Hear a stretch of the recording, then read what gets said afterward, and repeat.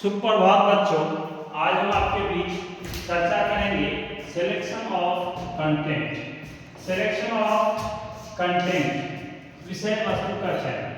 हम आप अपने दैनिक एवं वास्तविक जीवन में जब किसी विषय वस्तु का चयन करते हैं तो विषय वस्तु के चयन के संदर्भ में विषय वस्तु का चयन भी पाठ्यक्रम के विकास के प्रमुख साधन के रूप में हम आपके सामने आते हैं। और जैसे ही हम आपके सामने आते हैं उस संदर्भ में हम कह सकते हैं कि कोई भी पाठ्यक्रम हो उसका विकास का तृतीय सोपान माना जाता है, इसलिए कि उसके उद्देश्य एवं अधिगम अनुभव के बाद ही पाठ्य वस्तु के चयन के द्वारा पाठ्यक्रम का विकास संभव होता है। और जैसे ही पाठ्यक्रम का विकास संभव होता है, पाठ्य वस्तु के चयन के मूल में अनेक कारण